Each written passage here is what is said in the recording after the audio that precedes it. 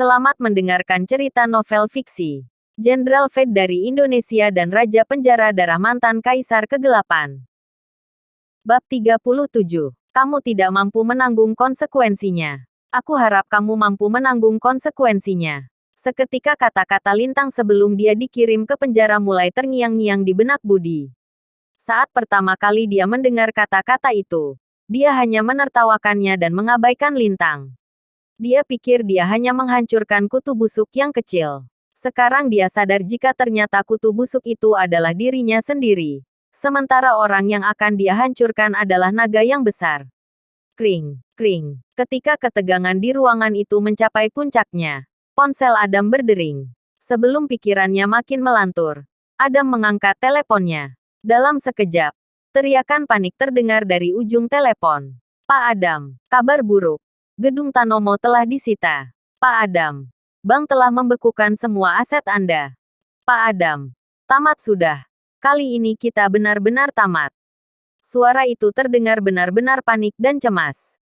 Namun, Adam menutup teleponnya begitu saja, seolah-olah tidak terjadi apa-apa. Ini semua sudah berakhir. Dia sudah tahu apa yang akan terjadi saat dia mengetahui identitas asli Lintang. Semuanya sudah terlambat.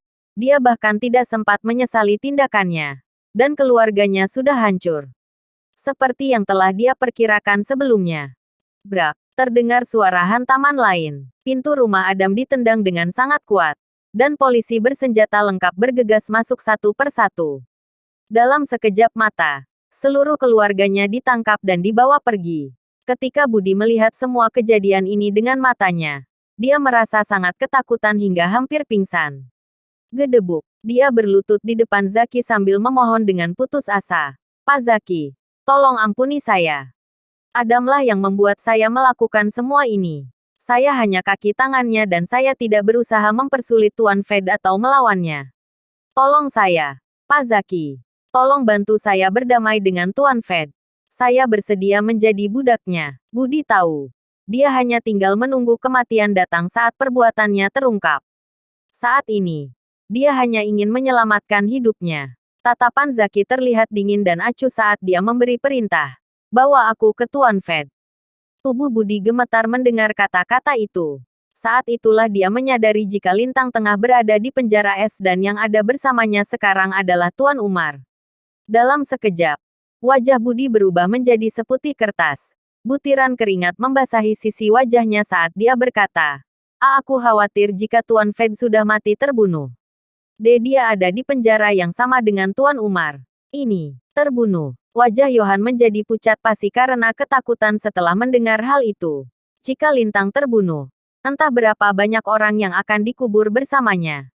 Ketika orang-orang seperti Zaki dan Juna mendengar kata-kata itu, sudut bibir mereka melengkung menjadi seringai menghina.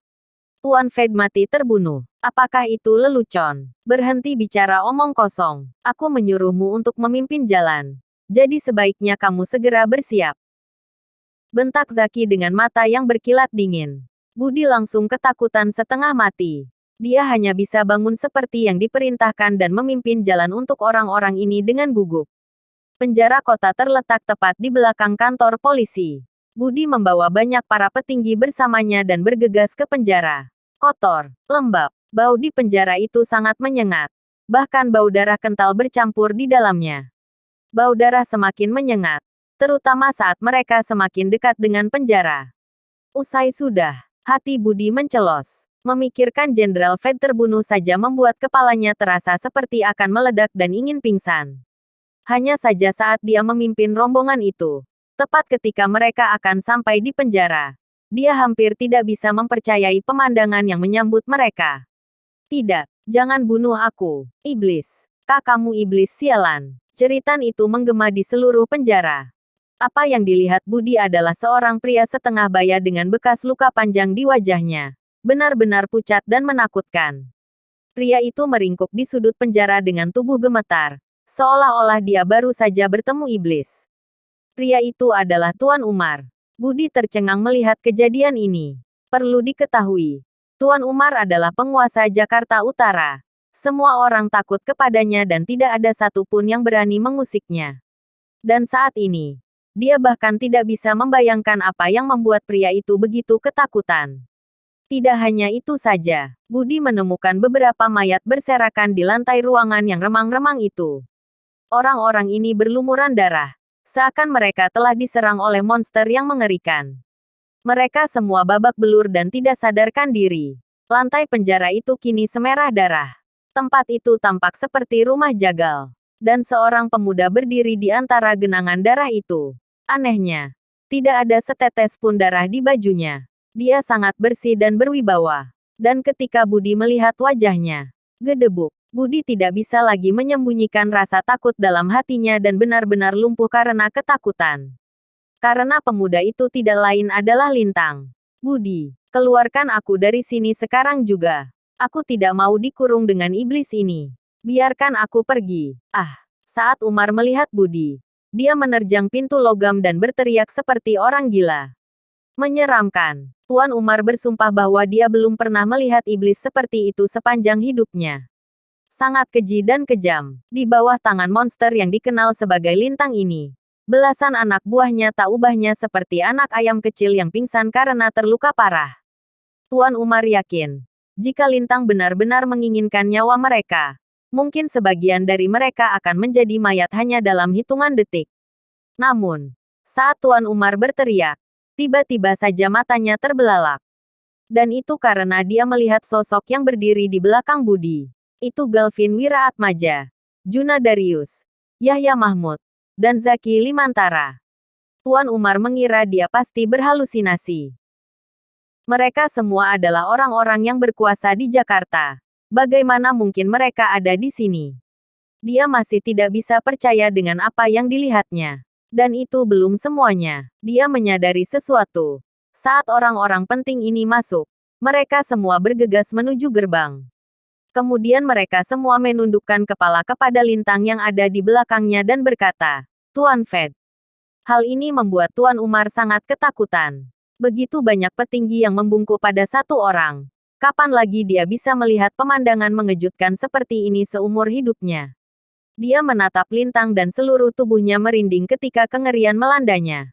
Seorang penguasa. Dia sekarang mengerti jika Lintang bukan hanya orang gila yang terampil. Identitasnya bahkan lebih menakutkan dari itu. Hanya saja saat ini, Lintang tidak punya waktu. Bahkan untuk sekadar melirik Tuan Umar. Dia melirik Zaki dan yang lainnya dengan acuh. Kemudian bertanya pelan. Apa semuanya sudah selesai? Ya, Tuan Fed. Seluruh keluarga Adam Tanomo telah ditangkap dan diadili. Semua aset atas namanya telah dibekukan dan disita. Zaki Limantara menjawab dengan hormat sebelum melirik Budi Santoso yang telah merosot ke lantai. Dan menambahkan, adapun pria ini sudah banyak mengorbankan banyak nyawa dan hanya tinggal menunggu kematiannya saja. Apa Lintang baru saja menganggukkan kepalanya dengan puas sebelum mengulurkan tangannya untuk menarik pelan gerbang logam yang ada di hadapannya. Krek. Krek, gerbang logam itu meluruh seperti selembar kertas dan Lintang melangkah keluar dari sana. Dia menatap Budi yang tercengang di lantai dengan acuh. Dia tersenyum suram dan dingin ketika dia berkata, "Aku sudah memperingatkanmu bahwa kamu tidak akan mampu menanggung konsekuensinya." Kemudian Lintang pergi bersama para petinggi yang mengekor di belakangnya, meninggalkan Budi yang berwajah pucat, dan Umar yang tampak bengong.